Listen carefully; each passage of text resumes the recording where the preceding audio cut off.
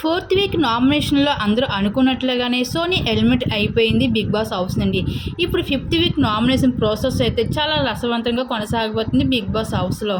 అయితే కాంతారావు, శక్తి అండ్ రెండు టీమ్స్గా big boss ఇప్పటికే డివైడ్ చేయడం జరిగింది. ఇరు టీమ్స్ ఇప్పుడు ఒకరు నామినేషన్ చేసుకుంటూ అదరగొట్టేస్తున్నారు బిగ్ బాస్ హౌస్లో. నాగార్జున గారు నాబిల్ని ఎంతలాగా పొగుడుతూ వచ్చారో మనందరికీ తెలిసిందే.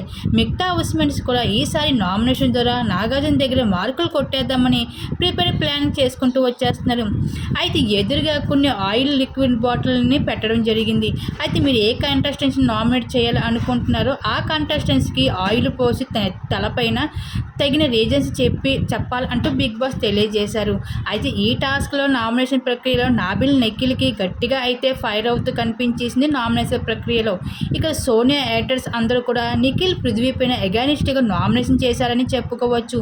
ఇక మణికంఠ విషయానికి వస్తే పృథ్వీ, మణికంఠలకు కూడా గట్టిగా నామినేషన్ అదరగొట్టేశారు.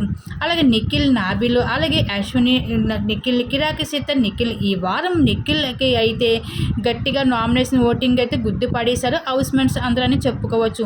మొత్తానికి ఈ వారం నామినేషన్ ప్రక్రియలో 8 మంది కంటెస్టెంట్స్ అయితే రావడం జరిగింది నామినేషన్ ప్రక్రియలో. మీరు మీ బిగ్ బాస్ హౌస్లో మీ ఫేవరెట్ కంటెస్టెంట్స్ ఎవరు అనుకుంటున్నారో, ఎవరికి ఓటు వేయాలనుకుంటున్నారో మీ అభిప్రాయాన్ని తప్పకుండా తెలియజేయండి.